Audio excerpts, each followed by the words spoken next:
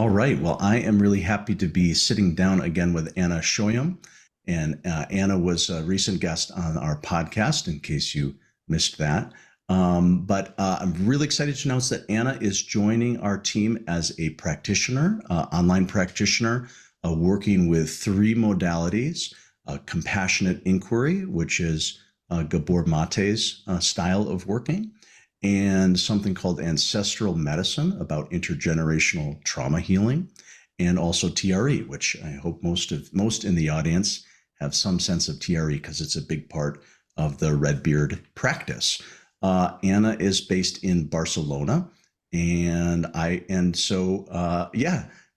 let's talk a little bit about these the two modalities that are new to the Redbeard services: compassionate inquiry and ancestral medicine. Tell us about compassionate inquiry first. Yeah, and thank you, Alex. I'm thrilled to join your team as a practitioner. Thank you for inviting me. And compassionate inquiry is a method, a psychosomatic method that includes the body, includes our memories, includes our felt sensations, emotions that are present in the body, because everything is present in the body when we feel touched, when we speak about an event that upset us. And basically what compassionate inquiry does is tracing to the root what is happening in me and why is it happening? What is my part in the different events that trigger me? Why something triggers me? And it's really helpful for those who feel stuck in some behavioral pattern or emotional response, who feel that their ability to respond in certain situations, so their response ability is really reduced because of either the relationship they have with certain persons or the surroundings that have an influence on us. And there are a lot of questions, guiding questions, and what really is helpful, I think, is something that we already have in TRE, which is the neutral, not judgmental presence of another human being, because we heal in relationship, and having someone witnessing our deepest troubles and having someone ask us, what is the pain that you're hiding? That could be a very powerful question that arrives in the right time. So this modality, or practice rather, was developed by Dr. Gabor Mate and Saddaram, who is his partner in this. And it is really well used also in different addictions. It can be any type of behavior we don't like anymore. We would like to let it go, just like smoking or alcohol or compulsive buying or anything like that.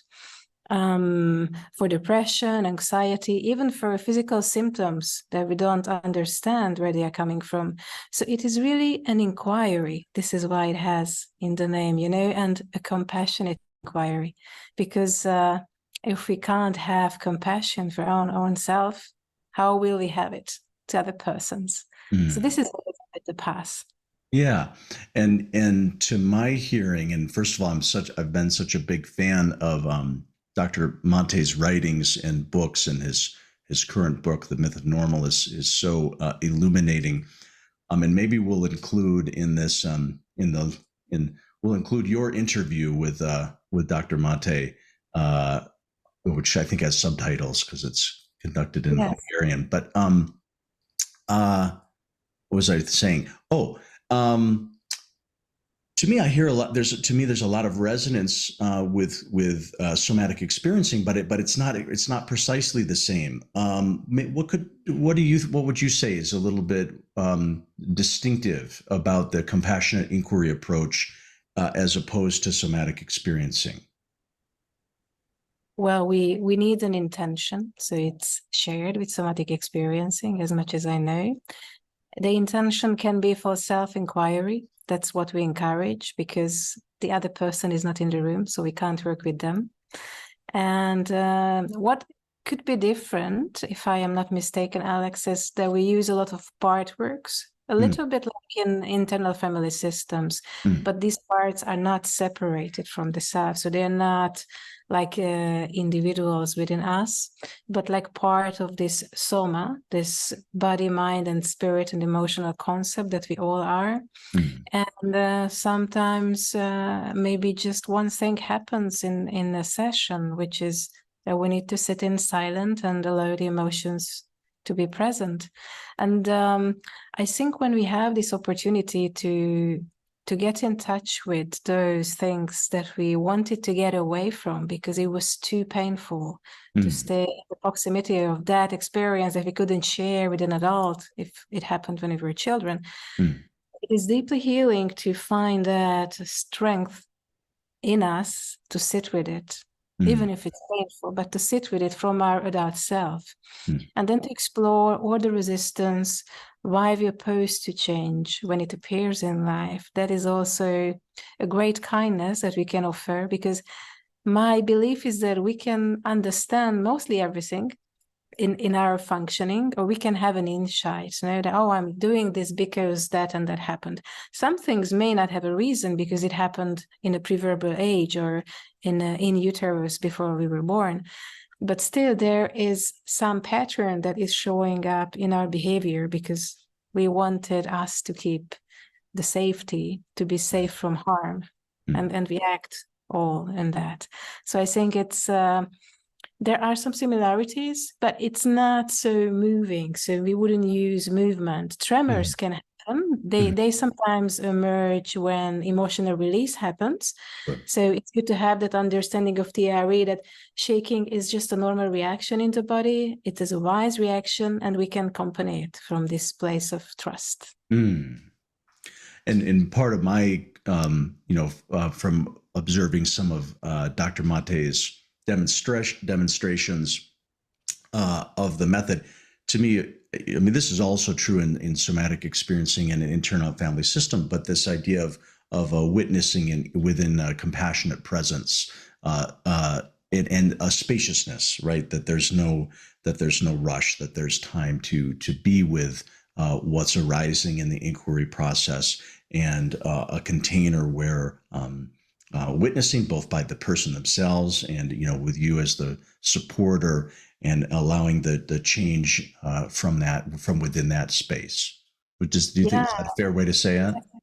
Exactly. We really want to go in the pace that is good for the client, because I don't know what is their personal experience. So I'm there to be with them in that experience. What is really peculiar in this approach that I really like is that the client can say, no, I don't want to go that path. And then it is going to be respected. And it's beautiful because we really need to feel secure to go down in a difficult path, even if it's in our memory lane. So it's a really good thing. And also there is an important point that happens most of the time, which is interruption, which means that we most of the time are telling stories, even to ourselves, and then we take these stories out and we tell it to our therapist and so on. But sometimes it's not the story that is important. The facts are important, but beyond the facts, how can we go deeper and see what is present in you, in your body? What do you feel when you're telling this story to yourself? And this is where we could possibly move deeper. I love that. Great description. Let's talk for a moment about the ancestral medicine and the intergenerational trauma healing. Could you share just a little bit about that style? Yeah. So let's speak just a few moments about intergenerational trauma. It means for me that we have inherited either some patterns or some issues, to say that are beyond our control because they show up in our families. For instance, how a father treats the child, maybe it has come from the grandfather even before. So there are different patterns, and there are some studies in neurosciences that explain that, for instance, for the second or third generation of the descendants of those who survived the Second World War, there are some mental implications. So there are more opening a vulnerability to depression or anxiety and so on. And we all have lived through all these things. I mean, grandfathers and great-grandfathers, even in the United States. So there is always something that happens with everyone. Sure. And what I found in my practice in craniosacral therapy, TRE as well, that the body responds to patterns that are not original to this body, to say so.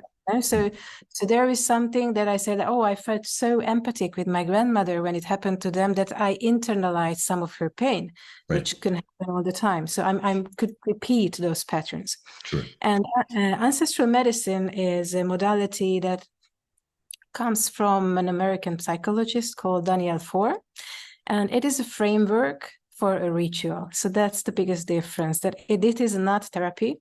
So for someone who would like to do this transgenerational trauma healing work, it is recommended to be stable psychologically. So you would know where you end and where you start, even in your body. That's an important requirement, no? But basically, it is. I'm a guide there. I'm not a therapist, so I take off my therapist hat and I put myself in a guiding chair, and it is basically to explore what one knows about the family, what is the history that happened, and then to start some deeper connections to all those lineages that we are coming from. It is not necessary that someone would knew their biological parents. It can happen that they don't know for some reasons. We know that. And it still can help to be at peace with what happened. And I think when we can find this peace in ourselves, and when we can usually put boundaries to where it is really needed, then it is a helpful thing. Because also in the body work, when we work with somatic techniques that help the body to heal, and we work with compassionate inquiry, other things, well, we realize that in many points in our lives, we are incapable to keep the boundaries because we want to please someone, because we love someone and we don't want to say no. But sometimes it drains our energy. So it is really important to find where we stand, how we begin, where we end, and what is that unnegotiable space that my body and I needs to hold.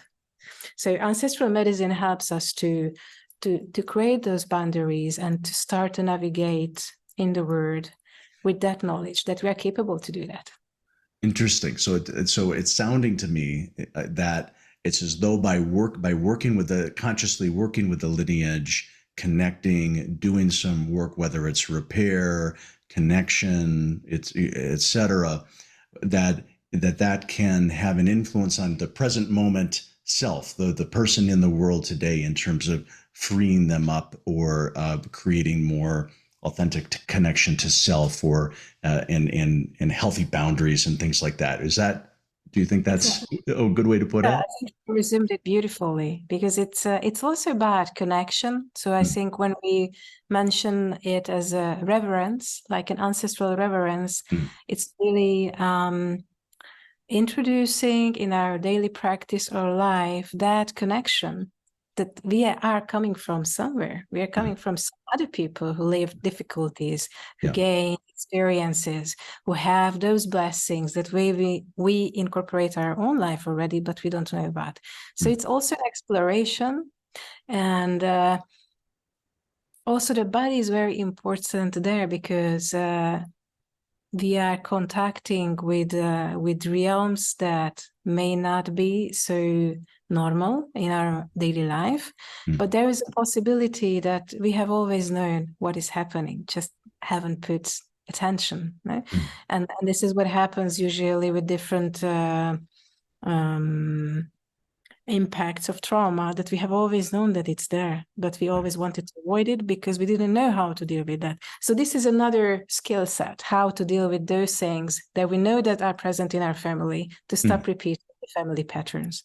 I see. Very cool. I think that's enough for conveying what you'll be doing. Once again, we are really excited to have Anna. Lucky to be expanding the team and bringing in new modalities that are very, very complementary with what we already do. So, Yeah, this is what I wanted to add, Alex. Exactly, yeah. that everything is complementary. So I think that it is a beautiful way to offer the support, both body, soul, emotions, and like weaving it together. I love that. So Anna is available for consultations, and we're adding her to the booking system this week. By the time you see this, everything should be live. And yeah, go ahead and take opportunity to meet and work with Anna. So Anna, thank you so much. Thank you, Alex, and I look forward to meet you. Thank Great. you.